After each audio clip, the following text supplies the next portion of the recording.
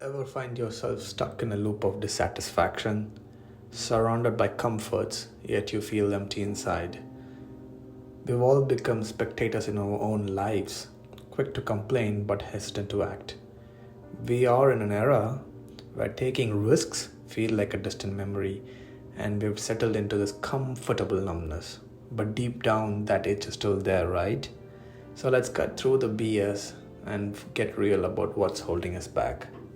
Pleasure and pain are actually two sides to the same coin.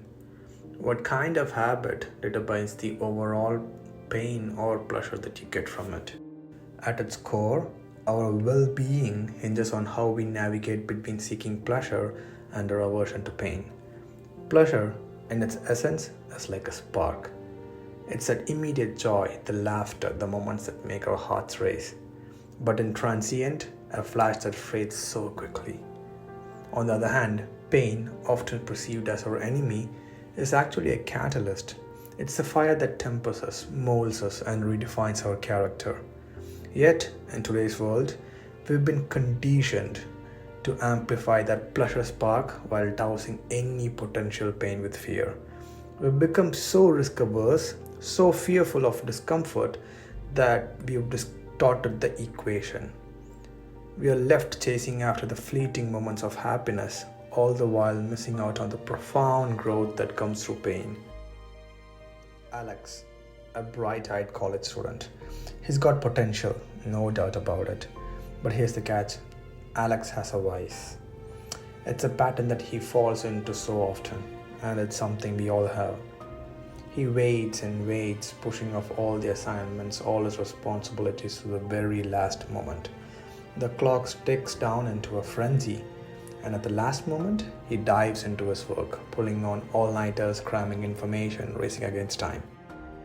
To the outside world, it might even seem impressive. Look at Alex, they'd say, pulling off decent grades even when he starts at the 11th hour. And for a while, Alex buys into this narrative. This is something very common with all of us. He wears his procrastination like a badge of honor, convincing himself that this last minute rush, this adrenaline fueled study session is what makes him sharp. That is one of those people who thrives under pressure. Sounds familiar? But here's a twist. Deep down, Alex knows that he's playing a very dangerous game. Those moments of pride, when he scrapes by, they're overshadowed with the realization that he's not truly mastering the material. It's all surface level, short-term retention. The real understanding, the deep dive into the subjects, that remains out of his grasp. And the worst part, Alex starts believing that maybe he's not cut out for greatness, that maybe this is the best he can do. But that's just the narrative he told himself, a defense mechanism to avoid facing the real issue, his fear of genuine effort. So the big question is, what's wrong with Alex's approach? Let's dissect it from the point of view of science. Let's look at the science of short-term versus long-term memory. At its core, our memory is divided into two main types, short-term and long-term. Short-term memory, often like a temporary workspace, is like a mental notepad, noting down phone numbers, names, blah blah blah, you name it. It's all there, but temporarily. It's limited in its capacity and duration. Without reinforcement, most of this data fades away, lost in the vast expanses of our mind. Then there comes long-term memory. The vast reservoir of knowledge and experience are stored indefinitely. Anyone who's mastered any field or any art is actually tapping into this long-term memory. Long-term memory is a vast reservoir of knowledge and experience.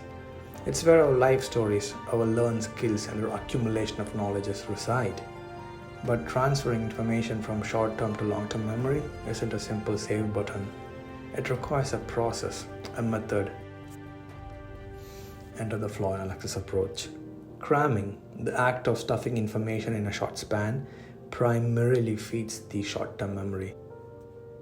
Sure, it might be enough to get through the exam, but ask him about the same material a week later, a month later, chances are it's all vanished. For knowledge to truly stick, to transition from fleeting data to ingrained understanding, it needs repetition, spaced repetition to be precise. It's the act of reviewing information at increasing intervals over time.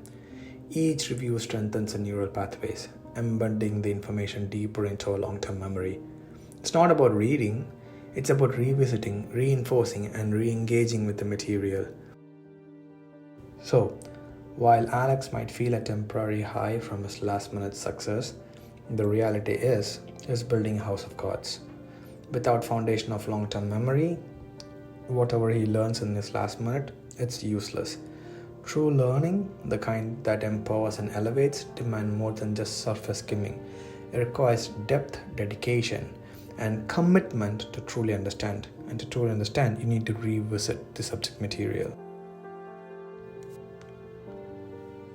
Have you ever felt that itch, that constant need to check your phone, to jump from one distraction to another? That's dopamine. The brain's little feel-good messenger, that's the one pulling the strings. It's what makes you crave the next like, the next episode, the next quick fix. But here's the raw truth. We are being played. In this age of instant everything, instant gratification, instant food, our dopamine systems are getting hijacked. We're in this loop, always chasing the next high, but never truly satisfied. It's like we're on a treadmill, running faster and faster, but actually going nowhere. And it's not just the big vices, the small stuff too. The endless notification, the mindless scrolling, the binge sessions. All these quick hits, they add up. They're messing with the wiring. They're making us crave more and more and more, while simultaneously feeling less and less and less. Why do you think all of a sudden every one of us feels depressed? You gotta understand that the game that's being played in your brains, it's not about going cold turkey. It's not about cutting out all pleasures. No. It's about being smart. It's about being aware. It's about recognizing when we are being led by dopamine and when we are genuinely in control. It's gritty work, but it's real. And in the end, that's what counts. In the digital age, we are surrounded by the minefield of dopamine triggers. Everywhere you turn, there's something designed to grab your attention, to give you that quick hit of pleasure. Let's break it down. Social media, it's a dopamine gold mine. Every like, every share, every comment, it's all engineered to keep you hooked, scrolling for hours on end. And I know that voice that says, nah, but I'm smart. They can't get me. Remember, it's you versus all those social engineers, scientists, actual PhDs who work on this. It's designed to keep you in that box. Then there's a streaming platform. Binge watching has become the norm. Why wait for a week when the next episode can be devoured the next second? But ask yourself, after the 5th episode in a row, are you really watching it for the show, or are you just watching it just because you started it? It's a world tailored to keep us in a perpetual state of wanting, always on the lookout for the next best thing. But at what cost? It's time to pull back the curtain. It's time to see the triggers for what they truly are: distractions. Decide consciously, is this what you want? Is this the life that you want to lead? So what can one do? Well, I might not have all the answers, but here are some science-backed steps that you can take as a start. First, let's divide the stimuli into input and output. Every person has phases between input and output. This generation of social media addiction has tuned us all into constantly get a stream of input without questioning what kind of input we get, and without even questioning, are we actually giving something out? Are you actually giving output, or all this input being wasted? A balance can be achieved when you fine-tune both your inputs and outputs. So let's start with your inputs. Name of the game is conscious input.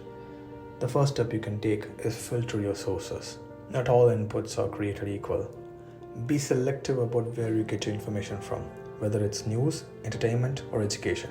Quality matters. Limit overconsumption. Just because information is available doesn't mean that you need to be consuming it all.